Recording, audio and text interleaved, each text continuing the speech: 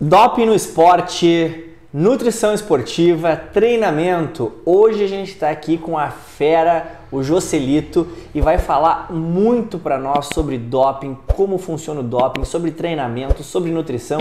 Ele que tem aí diversas formações na área do esporte, na área da educação física e da nutrição, e hoje é uma das referências mundiais na parte do controle de doping. Joselito, seja muito bem-vindo ao podcast da PhysioWork.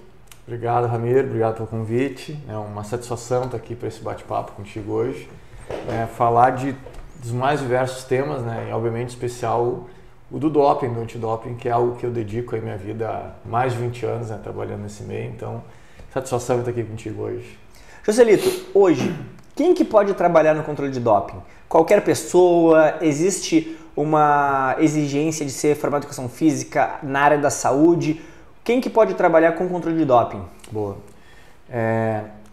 Aqui no Brasil, né, nós temos uma agência, que é a ABCD, né, Autoridade Brasileira de Controle de Dopagem, que é quem controla todo o antidoping no Brasil. E a exigência que eles fazem é que seja formado na área da saúde, né, que tenha pelo menos a graduação na área da saúde. E aí pode atuar de duas formas, né? Ou como oficial de controle de doping, que aí gerencia toda a parte do controle, e tem uma parte específica que é o oficial de coleta de sangue, quando vai fazer os procedimentos com sangue no antidoping, né? E aí o oficial de coleta de sangue tem que ter uma formação na área da saúde, mas que a formação permita a coleta de sangue. Sim. Então, se for técnicas invasivas. Isso, biomedicina, enfermagem, medicina, farmácia. E aí tu pode fazer as duas formações, né? Tanto oficial de coleta de sangue quanto oficial de controle de dopagem. E hoje, existem cursos ou formações específicas, como que eu, Ramiro, gostei do assunto, achei legal, quero trabalhar com dopagem, com controle de doping, como que funciona esse processo, qual as vias que eu tenho que tomar? Aqui no Brasil, para trabalhar, tem que ser vinculado à ABCD, então a ABCD ela faz as jornadas de formação de oficial de controle de doping. Então, inicialmente é um curso, né? Depois da pandemia os cursos se tornaram online, então tu faz um curso ao vivo, mas online. No final do curso tem uma prova, e aí tem que ser obviamente aprovado nessa prova, que estão questões teóricas do antidoping, de procedimentos, enfim, N coisas em relação ao doping. E aí depois tem as provas práticas. Então o que são as provas práticas? São situações reais de controle de dopagem, onde um oficial de controle de dopagem vai fazer o que nós chamamos de missão, e aí tu, como candidato, tu vai fazer o procedimento, e aí esse oficial de controle, que é o responsável pelaquela missão, vai estar fazendo a avaliação. E aí tu pode ser aprovado ou não. Às vezes o pessoal acha que vai para a missão lá, você é aprovado, e vários são reprovados na parte prática. E o que incide a parte prática? Por exemplo, tu é profissional de educação física, nutricionista, teoricamente não é habilitado, teórica e praticamente não é habilitado a fazer coleta de sangue. Existem os profissionais que podem fazer a coleta de sangue, mas o que seria a parte prática? Fazer o processo desde o sorteio, como é que funciona o doping? Tá. Eu acho que vamos começar pelo começo, né? Eu ia começar a explicar, mas talvez muitos que estão nos assistindo não sabem nem como funciona um doping. Sim. Que existe sorteio, que não é todo mundo que faz, o que a gente avalia no doping, se é urina, se é cabelo, se é sangue, enfim. Explica pra gente mais sobre o processo do doping. Tá. Então, assim, a primeira coisa que o pessoal... Deixa eu só fazer uma coisa, Joselito. Aqui a gente tá produzindo conteúdo, né, pra galera. Então esse é o momento que eu acho que a pergunta foi boa e essa vai virar rios. Tá? Então tu vai pegar aí com qualidade... Já até me esqueci a pergunta. Como se dá o processo de controle de dopagem? Tá, beleza. Prepare-se. Foi. Não precisa olhar para cá, pode olhar para a câmera. Tá bom, beleza. Ou para mim. Pode, vai lá. Em relação ao doping, nós temos dois tipos de controle antidoping. O controle em competição e o controle fora de competição. Então, o controle em competição, obviamente, ele é após o término da competição, nunca é feito antes. Então a gente costuma dizer que a primeira amostra de material biológico, assim que termina a competição, é a do antidoping.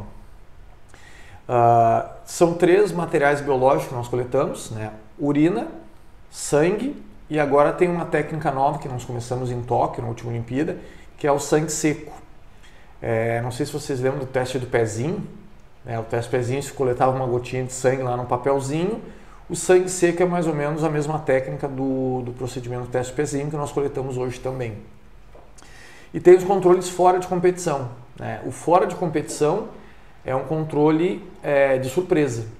Então o atleta pode estar na casa dele, pode estar no centro de treinamento e aí ser abordado por algum oficial de controle para fazer o exame de surpresa ali na hora. E o atleta é obrigado a fornecer essa amostra de material biológico, é uma dos deveres do atleta. O oficial de controle de doping é responsável por todo o procedimento, desde a abordagem do atleta até a chegada do material biológico no laboratório. Então, o fato da amostra biológica chegar em condições de análise no laboratório é responsabilidade do oficial de controle de doping. Então, abordar o atleta, que realmente é o atleta, porque às vezes o atleta troca com o outro, então tem N histórias em relação a isso. Então, garantir que aquela amostra é daquele atleta, fazer a notificação desse atleta, garantir que essa amostra de material biológico saiu do corpo desse atleta, né, principalmente a urina, que eles tentam, usam alguns métodos para burlar essa parte do material, o transporte dessa amostra até o laboratório, e aí quando chega no laboratório isso passa a ser responsabilidade do laboratório. Então tem todo um trâmite, um passo a passo, e tem um padrão, que é um padrão internacional que nós chamamos. Se eu fizer um controle aqui e o Ramiro fizer um controle lá no Afeganistão, o padrão mesmo tem que ser exatamente igual. Isso é muito legal, porque quando a gente vai trabalhar em Jogos Olímpicos, os oficiais de controles é um de cada país. Claro. E nós não combinamos nada, não falamos nada e todo mundo trabalha exatamente do mesmo jeito, é igualzinho, porque é um padrão realmente internacional. Então vai desde o volume mínimo de urina que tem que ser coletado, quais são os direitos dos atletas, deveres do atleta, se for sangue, quantas tentativas se podem fazer, qual é o volume mínimo de sangue, em quais tubos coletar esse sangue. Então tem N partes do processo assim, que é um padrão internacional. E aí quando o candidato oficial de controle vai lá fazer o teste, ele tem que fazer exatamente dentro do padrão internacional. E como que a ABCD ou a WADA, pode ser, definem qual amostra vai usar? Se vai ser sangue, se vai ser o sangue seco, se vai ser urina. Como que é definido isso? Tá. Geralmente existe para cada esporte, dependendo da característica do esporte, característica fisiológica, de demanda física, existe um percentual mínimo de determinadas amostras que devem ser feitas. Então, por exemplo, vamos pegar esportes de endurance. Esportes de endurance, ciclismo, triatlon, maratona, o pessoal usa muito a eritropoetina, que é um hormônio que aumenta a produção de hemácias e, teoricamente, melhora a capacidade de transporte de oxigênio. Então, nesses esportes de endurance, a WADA já prevê uma testagem mínima para a eritropoetina, que é uma análise separada. E aí, onde é mais fácil testar a eritropoetina? Sangue e urina, no sangue. Então, se tem uma amostragem para sangue. Geralmente, urina se faz sempre. Dificilmente vai fazer um teste só de sangue.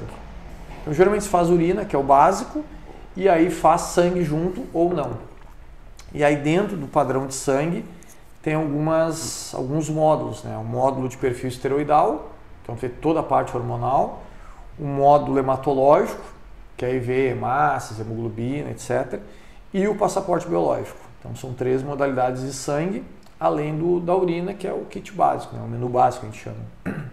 E hoje, a gente falando, então tem a parte de urina, a parte de sangue, como que são descobertos aqueles dopings 10 anos depois? A gente teve lá o caso do ciclista, né? Como é que era? O Lance Armstrong.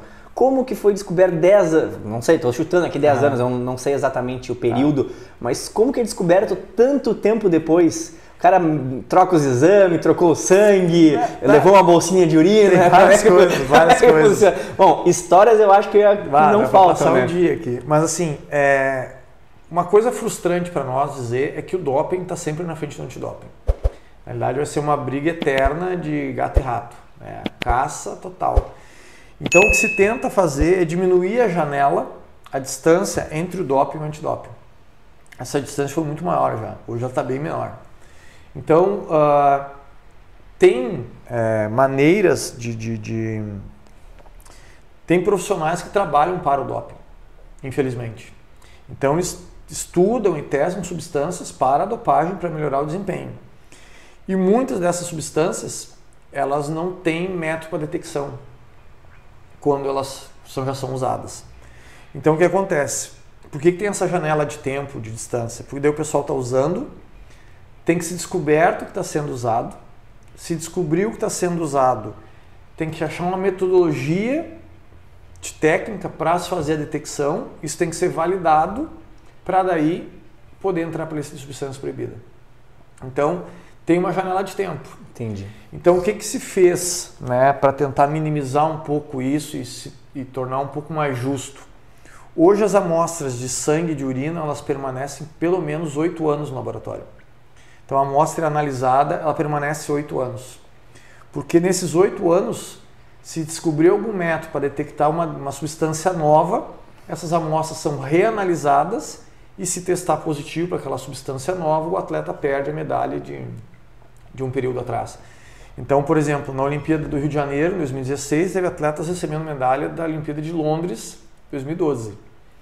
Na de Tóquio, em 2021, né, que foi quando atrasou, de 2021 tinha atleta recebendo medalha de 2016.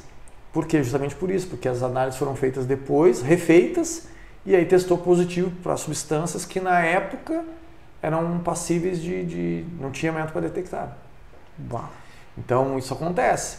Então já é uma maneira de tentar tornar mais justo. Não tem o mesmo glamour de receber uma medalha que tu ganhou, mas é um reconhecimento do mérito esportivo, né? Da honra do esporte. Nossa. Então tem se feito isso. Mas assim, com a evolução da tecnologia de análise, está cada vez mais perto ainda. Sim. Sai uma substância hoje, 2, 3 meses já tem um método para detectar. É muito rápido hoje. Ainda mais com a técnica de DNA recombinante, da biologia molecular. Cada vez mais evoluindo. Evoluindo, então, nossa, está cada vez mais fácil detectar e mais rápido essa detecção. Hoje, a ABCD, ela segue as normas da WADA? Sim, ela é mandatória da WADA. Todas... A WADA é a Federação Internacional. É a Agência Mundial Antidoping. Agência Mundial Antidoping. Isso. E as federações nacionais, os comitês olímpicos nacionais? Não. É a parte. O antidoping é a parte. Sim. É autônomo, digamos assim. Mas a pergunta que eu vou chegar é o seguinte. As regras de dopagem, por exemplo, dos esportes americanos, elas não são as mesmas, por exemplo, dos esportes olímpicos, das Olimpíadas. A gente sabe que tem muitas substâncias que os jogadores da NBA e da NFL utilizam que entrariam no doping da WADA. Isso, como que se dá essa definição? Tipo assim, cada país libera o que quer liberar, a WADA, como é que funciona essa questão? Na realidade, a WADA é a Agência Mundial Antidoping. Tá. Então, a WADA é a mandatória, que define as regras, a lista de substâncias proibidas. Então, anualmente tem um Congresso Mundial Antidoping, ou Simpósio Mundial Antidoping, que todos os pesquisadores do mundo se reúnem, que é o Congresso Mundial, então, que é organizado pela WADA. Nesse congresso é definido substâncias que entram na lista, substâncias que saem da lista, e qualquer mudança que tiver é definida nesse congresso. Aí tem as agências nacionais antidopagens, que nós chamamos de NADOS, que é National Agency Organization, enfim. Então as NADOS, que são as agências nacionais, são vinculadas à Agência Mundial Antidopagem. E a regra ela é universal. Tá? O que acontece? Alguns esportes não têm controle de doping. Não é que seja uma regra diferente. Não tem controle de doping. NBA não tem. Não tem? É zero? É zero. NFL não tem. Zero? Não tem. Se tivesse, talvez não teria NBA. Mas eu achei que era para algumas substâncias. Não tem. Por exemplo, vou dar o exemplo da maconha. Eu achei que era para algumas substâncias. Não tem. Não tem. Fisiculturismo, não tem. Agora até eles separaram, né? O fisiculturismo tem uma confederação que tem controle antidoping e tem uma que não tem. E aí quem estava numa tá todo migrando para outra agora, né? Mas, então é assim, é um padrão internacional, não pode. A lista ela é padrão no mundo inteiro. O que acontece é que tem alguns esportes, algumas ligas, na realidade, não é um esporte, algumas ligas que não têm controle de dopagem. Então, por exemplo, a NBB aqui no Brasil tem, né? A NBA não tem, NFL não tem. Então, é mais ou menos isso que acontece. E hoje aqui eu vou dar exemplo da NBB, que é o meu mundo do basquete, temos muitos casos? Não. Acho que na temporada passada tiveram 3 casos, 3 casos. Na realidade, assim, o pessoal pensa, porque o esporte é um rendimento, tem muito doping, etc. Para ter uma ideia de todos os testes que são feitos, que são muitos antidoping no mundo, a média em esportes olímpicos é de 1% de resultado positivo. Só que esse 1%, se for ver em números absolutos, é muito grande. Dá quase 5 mil controles, 3 mil exames positivos. Né? Para te ver o número de exames que são feitos, 99% não dá positivo. Então, é um percentual baixo de resultado analítico. Até porque é o trabalho da pessoa. Exato. A gente tem casos aí de doping, vou dar um exemplo, porque nem fala. O que eu conheço mais é o basquete.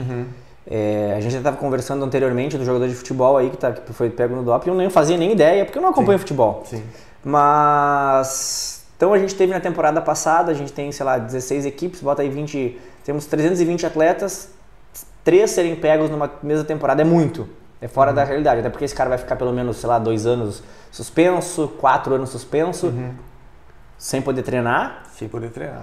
Essa é uma pergunta boa. O cara que foi pego no doping, mesmo ele estando no processo lá da contraprova, o que ele pode ou não fazer e o que ele pode ter ou não em relação com profissionais e com o clube? E como funciona o processo de contraprova? São coisas legais, né? São coisas legais. Bom, vamos lá. Fez exame de doping. Uma coisa tem que ficar muito clara também, né, público não assistindo. O doping não se caracteriza só por substâncias presentes na amostra de material biológico. Testosterona na urina, estimulante, não é só isso. Violar a regra antidopagem é considerado doping. Então, esse atleta de futebol que nós comentamos agora, ele não teve nenhuma substância no organismo dele, mas ele violou regras da antidopagem. Isso é caracterizado como doping. O atleta se negar a fazer um exame antidoping é uma violação à regra.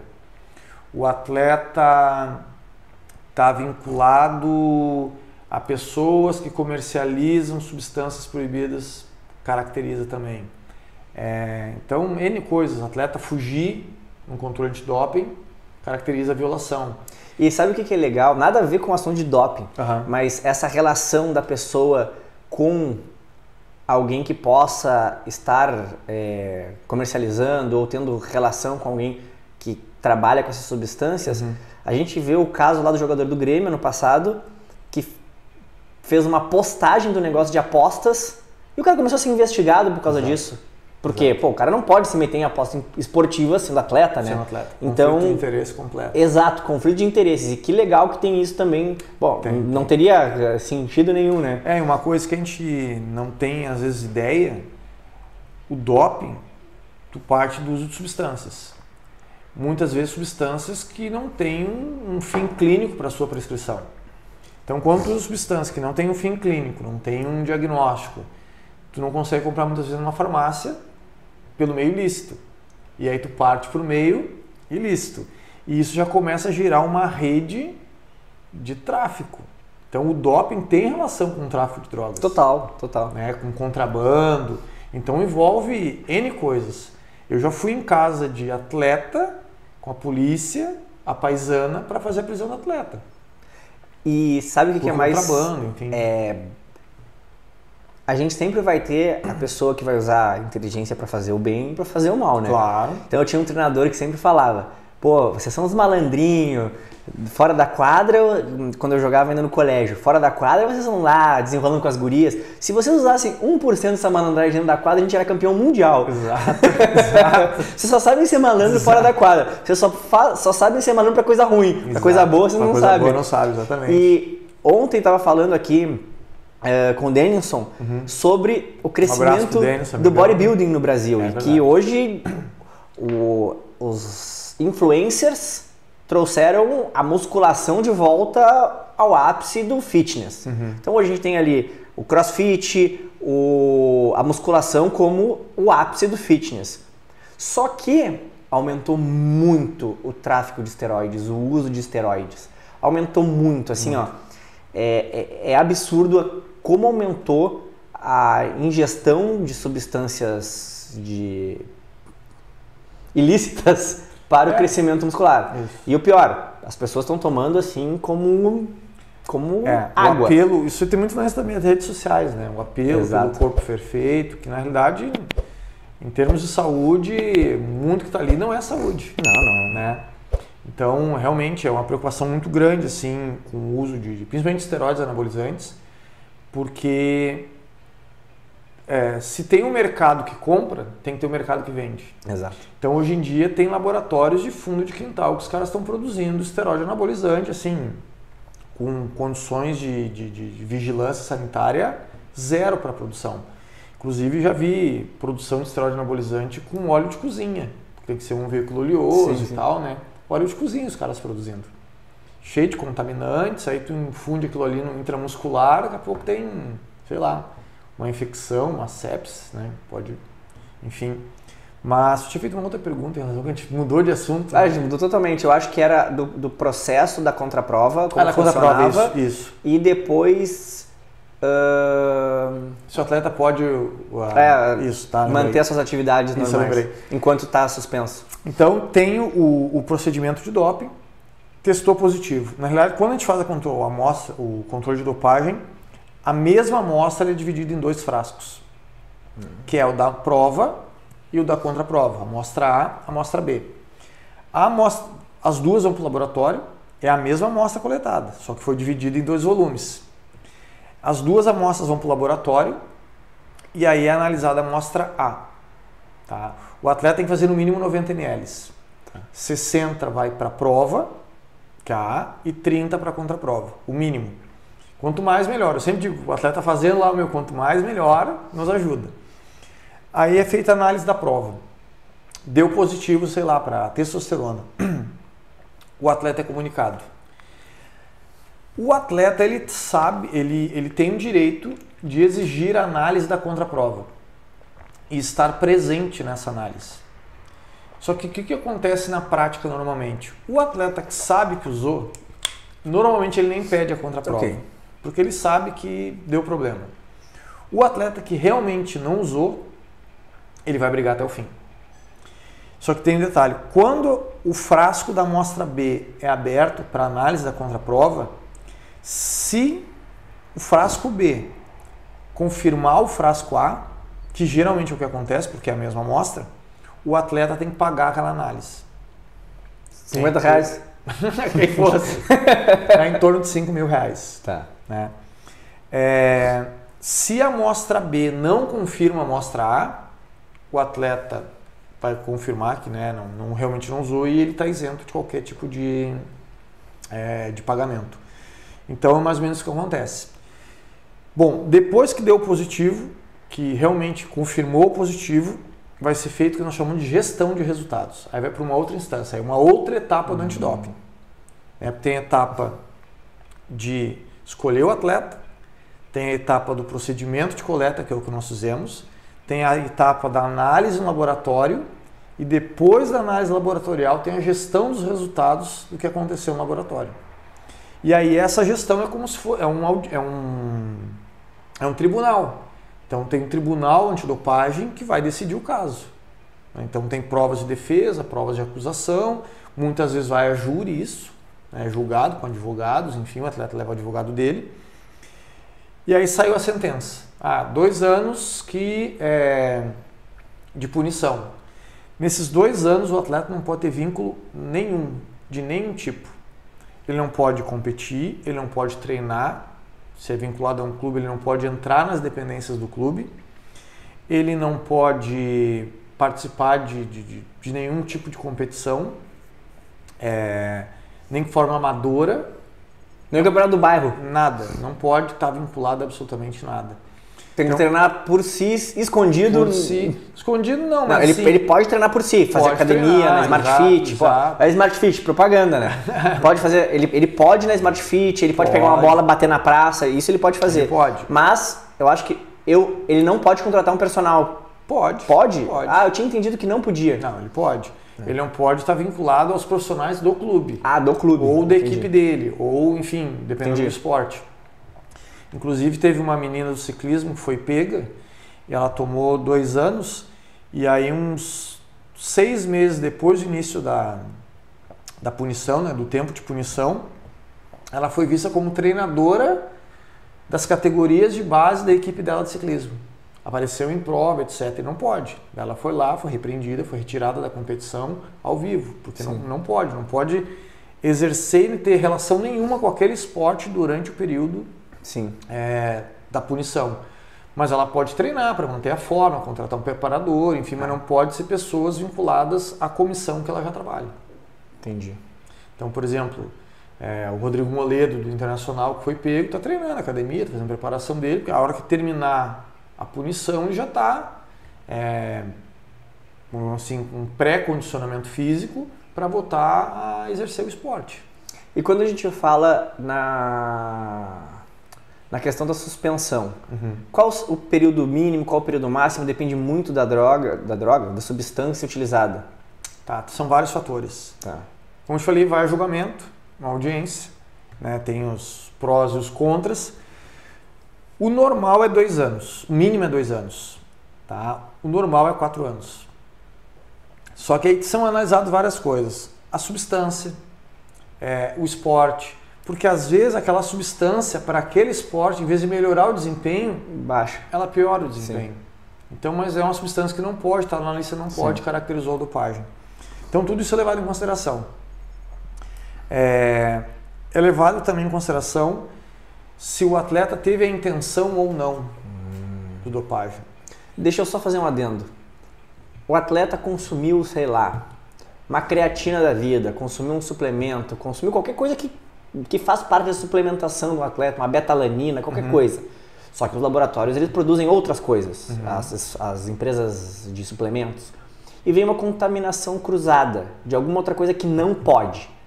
Tipo, hoje efedrina não pode, né? Não. No Brasil. No antidoping não pode. Exato. No mas Brasil, em lugar nenhum. Eu lembro que eu tomava um suplemento que chamava C4, da Celucor. Sei, lembro. Que era o melhor. O cara, assim, ó, parecia... Esse funcionava, né? Esse funcionava. E nos Estados Unidos ele ainda é vendido com essa fórmula. Sim. Como que funciona uma prova de um atleta que deu a prova contra a prova, Para determinada substância. mas aí ele foi lá, pegou o pote de creatina e viu que estava contaminado com efedrina. Ele leva o pote lá, faz uma análise. Como é que funciona essa questão? Isso acontece muito, viu? Muito. Muito mais do que a gente imagina. Sabe por que eu pensei nisso? Porque, cara, tem muita contaminação cruzada no setor alimentício. Sim. Porque os caras fazem tudo junto. Imagina... Usa a mesma caldeira para fazer vários produtos. Exato. Farmácia fala manipulação faz muito É a isso. mesma mão que pega o pão e que mexe o ovo, né? Sim, exatamente. Mas assim, George Washington chegou, Pablo chegando aqui no nosso podcast. Pablo, não te deram o microfone ainda, Pablo? Não me deram o microfone. Lembra do Sombra? O Pablo vai começar a ser o Sombra. Fala aí, Sombra. Ou eu vou perguntar assim, Pablo, qual é a música? Pablo, qual é a música? bom, em relação aos suplementos, muitos suplementos hoje em dia estão contaminados. Então já tem vários estudos em literatura mostrando prevalência de contaminação de suplementos utilizados. Creatina, proteínas, enfim, N suplementos. Então tem uma prevalência muito grande de casos positivos de doping que é por suplementação. E a gente vê que o atleta não teve a intenção de melhorar o desempenho, levar vantagem, foi o uso de suplemento. Como acontece isso? O que o atleta deve fazer para tentar diminuir a pena? Porque não é nem não ter a pena, ele vai ter a pena. É diminuir essa pena, essa punição. Está usando suplemento. O que nós sempre sugerimos por, digamos assim, uma conduta educacional? Vai tomar um suplemento, compra sempre 2. E um deixa lacrado. guarda um lacrado, usa o outro. Se for para o controle antidoping der positivo, e tu não usou nada, tem certeza que não usou nada, que a única possibilidade de ter dado positivo era por causa do suplemento, pega aquele pote lacrado, vai ter o lote ali, vai numa empresa de análise toxicológica e manda analisar aquele suplemento para aquela substância que deu positivo na dopagem. E aí, se confirmar que tinha aquela substância naquele suplemento, aí vai ser uma cadeia de processos. O que geralmente se desdobra? O atleta é punido, porque assim, a substância estava no corpo dele. Quando o atleta toma um suplemento, ele está assumindo o risco de, né, ele está assumindo o risco de ter uma substância ali. O atleta vai ser punido. Talvez ele tenha uma punição reduzida por não ter tido a intenção, não foi um doping intencional. E geralmente o que o atleta faz? Ele vai lá e processa a empresa, porque tinha uma substância que não estava descrita no rótulo. Então, mais ou menos, o desfecho geralmente é esse. Sim. Né? Eu já tive casos de pessoas muito próximas que trabalhavam com atletas e testaram positivo a determinada substância e justamente isso, mandaram analisar. Teve casos, não sei se você lembra do CLA, muito antigo, ácido linoleico conjugado. Nem ideia. Que prometiam grandes emagrecimentos. E... É o antigo, como é que é esse que tá usando agora, que todo mundo tá tomando? Qual? Pra emagrecer? Ozempic, é o antigo Ozempic. Ozempic. É fármaco, né? Mas esse era um suplemento. E aí teve atletas do futebol que foram pegos para sibutramina. Sibutramina não tem relação, né? E aí foram ver, esses suplementos estavam todos contaminados com sibutramina. E qual era o objetivo do suplemento? Emagrecimento. E aí qual é o melhor marketing para um suplemento? É aquele que funciona, como tu falou agora mesmo. O suplemento que eu tomava dava uma ligadeira, por quê? Porque tem substâncias que não podem. Então não vai descrito no rótulo, a pessoa geralmente não sabe que está consumindo aquilo, e aí vai para um exame de doping, é pego. Tem estudos na literatura que mostram, principalmente suplementos que visam construção muscular, como proteínas, etc., contaminados com esteroides anabolizantes. Não sei se tu lembra dos Animal Pack, dos Monster Pack. Esses aí. Que o negócio desse também vinha, acho que 10 comprimidos no negócio, a gente tomava aquilo. Teve atleta que foi pego para estimulantes DMMA, que é quase um princípio ativo do êxtase, que tinha no Animal Pack. Não, o Animal Pack foi sucesso total. Hoje não existe mais. Não, né? foi suspenso. Era sucesso total. E ele era importado, né? Ah, é? Era importado. E aí o que acontece? Que tu falou, nos Estados Unidos pode, aqui não pode. O FDA, que é como se fosse a Anvisa americana, Sim. Eles são muito mais permissivos do que a Anvisa. A nossa Anvisa é chata em relação a isso. Então muita coisa não pode aqui no Brasil. Então geralmente o suplemento que tu compra importado, que não é da Anvisa, que compra importado, a chance de ter alguma substância que não pode, mas que no FDA é permitido, é muito grande. Sabe o que é uma coisa engraçada? Eu sempre viajo com creatina, pó de creatina. E 2 vezes já fui parado no aeroporto para fazer o teste da creatina. Se né? não é um pozinho outro, né? Exato. E aí uma vez eu fui parar já nos Estados Unidos para fazer o teste da creatina. Só que o engraçado foi o seguinte, eles me pararam, aí foi uma moça, olhou lá um pote branco, e aí olhou e meio que fez uma cara de assustada, né? E aí chamou mais 2 pessoas, os caras recolheram minhas coisas e me convidaram a passar numa sala. Uma salinha. Você preso. Você preso. Mas eu tava bem de boa, porque, bom, não vai ter nada ali, porque era um teste pra cocaína. Porque, bom, se eu tô comprando creatina e vem cocaína, eu vou começar a vender isso aqui, né? Claro. Mas primeiro eu ia ser preso nos Estados Unidos. Então a gente foi pra uma salinha e aí tava a mulher lá, ia buscar não sei o que, tava eu sentado e 2 policiais. E aí os caras perguntaram, você treina, não sei o que, aí o outro, você deve ser do exército, né?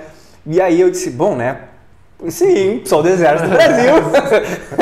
aí os caras começaram, não, você é forte e tal, e eu uso o cabelo mais rapado que está agora. E aí eu disse, não, eu pratico crossfit, sou árbitro de basquete e tal, e aí eles perguntaram da creatina, aí o cara, eu tomo também e tal, não te preocupe, isso aqui é só uma coisa de praxe. Mas, cara, acho que eu fiquei quase 1h30 pro cara fazer uma conexão de creatina no negócio. E aí, desde então, eu não levo mais, porque, cara, é um transtorno, é um desgaste que tem que fazer ali e tal. Então, é isso aí. Me perdi o que eu ia falar. Não, acontece. Isso aí é muito, muito comum, assim. A gente vê muito viagem de atletas, né, que leva a sua suplementação e são parados também, é super normal, super comum isso aí. Muito comum. E Joselito, o que te levou a trabalhar com o doping? Como é que foi a tua carreira acadêmica? Como tu entrou na educação física? O que te levou a fazer nutrição? E hoje, como é que tá a tua vida profissional além do doping? Tá. Então, tudo começou em 1350, pré-Guerra Fria. Na realidade, eu sempre fui muito vinculado ao esporte, né? E na realidade, até brinco, meu irmão, eu tenho um irmão mais velho, e ele era árbitro de futebol. E aí sempre tive a influência dentro de casa, né? De rodada de campeonato brasileiro, meu irmão ia apitar, às vezes me levava junto, então eu sempre tive um vínculo com o esporte muito grande, assim. E aí tentei jogar futebol, joguei até os 15 anos, fui pro Vasco do Rio, categoria de base, e aí eu tive a famosa, os Gutschlappers no joelho, e mandaram vir pro Sul tratar, e eu tinha 8 meses para tratar e voltar, e em 8 meses eu não fiquei bom. Aí me desiludi, desisti. Mas sempre praticando muito exercício, muito esporte e tal, e aí decidi, não tinha dúvida que ia fazer educação física. E aí entrei na faculdade de educação física, e aí 1 ano e meio, 2 anos depois, eu tinha um professor que todo mundo odiava ele, hoje eu entendo meus alunos, odiava ele, mas era um professor muito exigente, né? E aí tive anatomia com ele, fisiologia, etc. E ele trabalhava nessa área do antidoping. E aí comecei a fazer minha iniciação pesquisa com ele, e aí ele começou a me levar para auxiliar ele nos exames antidoping. Então, tem uma missão lá que são 10 atletas, eu não vou conseguir dar tudo sozinho, me ajuda lá. Ia com ele, de graça, assim, né? Ia só pelo almoço, né? E aí fui aprendendo e me despertou o interesse. Eu sempre gostei muito de esporte de alto rendimento, muito. Olimpíadas, a primeira que eu acompanhei foi em 92, em Barcelona. E aí comecei a viver esse mundo antidoping. Continuei estudando, aí terminei a graduação, fiz uma especialização em medicina do esporte. Aí em seguida engatei um mestrado na URGS, na ESEF. E aí surgiu a oportunidade de eu ir para a Espanha fazer um doutorado em Espanha. Aí fui para a Espanha, mudei para lá, morei 4 anos lá, fiz o doutorado. E lá na Espanha eu vivi o esporte de alto rendimento. Lá alto rendimento é direto, assim. A universidade, tinha uns atletas universitários. Qual universidade que você estava? Universidade de León.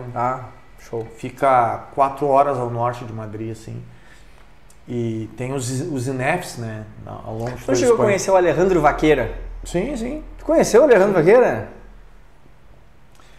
Para ter uma ideia, quando o Rafael Nadal estava começando, nós fizemos a avaliação dele com 15 anos lá na universidade. Então, o Alejandro foi nosso chefe na FIBA. Até hoje ele é o responsável pelo controle de aptidão física da Federação Internacional de Basquete. E ele está muito ligado na Universidade de León, né? Sim, exato. Tem vários, a gente chamava os tutores, né?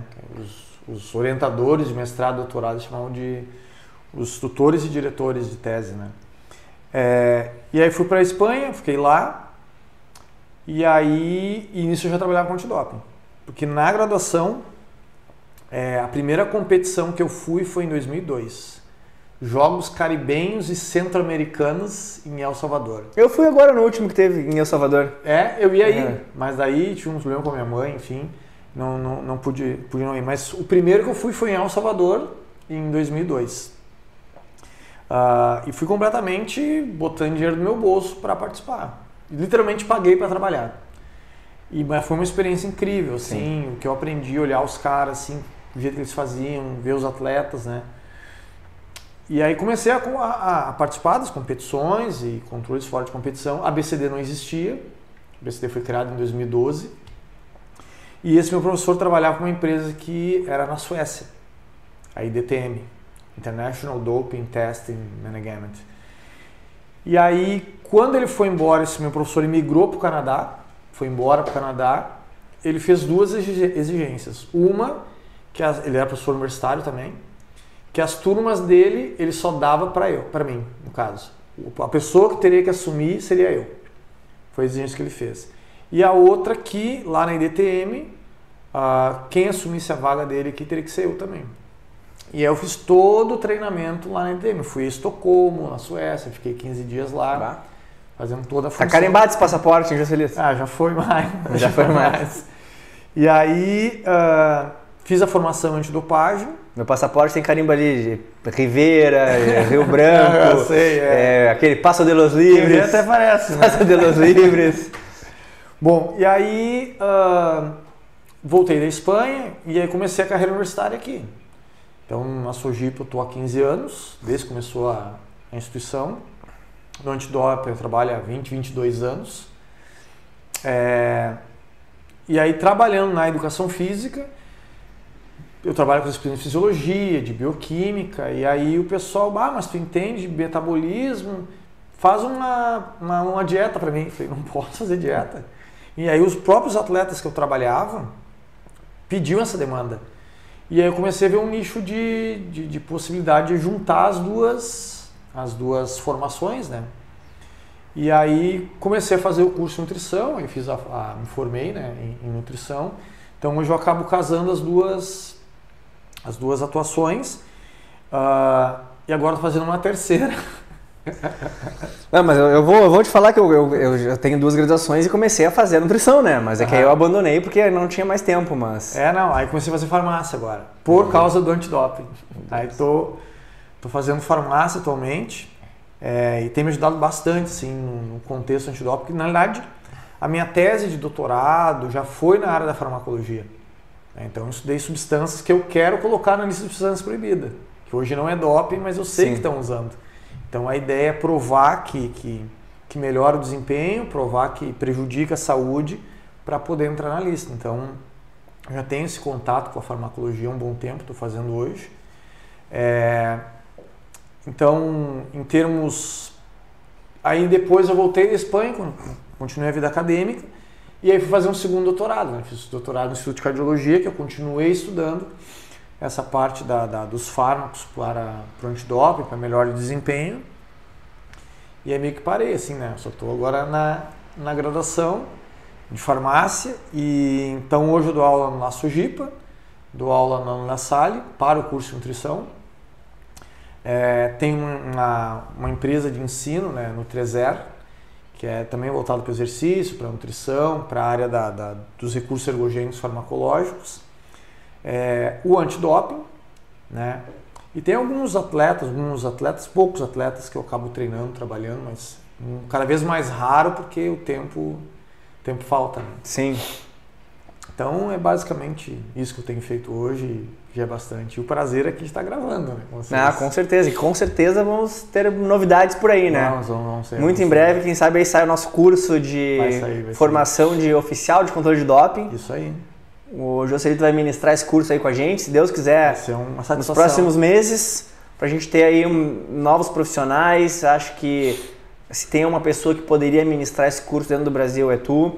Acho que tu tem uma experiência, uma capacidade assim única, tanto que hoje o tema do podcast é o doping. Com certeza a gente vai te chamar para falar sobre treinamento, vai te chamar para falar só sobre a parte nutricional dos recursos ergogênicos e suplementos. Enfim, eu acho que sobre bioquímica, eu acho que assuntos pra gente, para podcast, não vão faltar. Com certeza. Se a gente continuasse aqui, vamos ficar aqui o dia inteiro. Joselito, eu gostaria de agradecer muito por ter aceitado o nosso convite, por estar aqui hoje com a gente. Como eu te falei, em breve vamos te chamar para falar de outro assunto. E, olha, naquela câmera lá, ó, e manda um recado pra galera sobre o doping, sobre o treinamento, sobre a vida, uma frase motivacional, o que quiser. Agora me pegou de surpresa aqui, né? Mas em relação a vida, né? Acho que uma das coisas que a gente mais tem que cuidar é a saúde. Né? Acho que a saúde, sem saúde a gente não é nada. Eu tenho 3 pilares da minha vida, né? E são nessa ordem cronológica: saúde, família e o trabalho. Porque sem saúde eu não consigo cuidar da minha família. E sem saúde eu não consigo trabalhar também. Então, são os meus 3 pilares que eu tento levar, e a saúde ela é fundamental. Então, pensando no doping, o doping vai para um lado, saúde vai completamente para o outro. Se alimentar bem, se nutrir bem, fazer exercício, então tudo em prol da saúde efetivamente. Maravilha. Muito obrigado, Joselito. Espero te ter aqui de novo mais uma vez. Se você gostou desse vídeo, deixe seu joinha. Não se esqueça de clicar no sininho ali em cima para receber todos os nossos podcasts, vídeos, treinamentos sempre em primeira mão. Deixe seu comentário sobre doping, sobre nutrição, educação física, fisioterapia, o que for. E não se esqueça, 2 podcasts toda semana, programa de mobilidade, programa de HIIT e muitas aulas gratuitas para você aqui no nosso canal. Nos vemos muito em breve. Valeu! Valeu!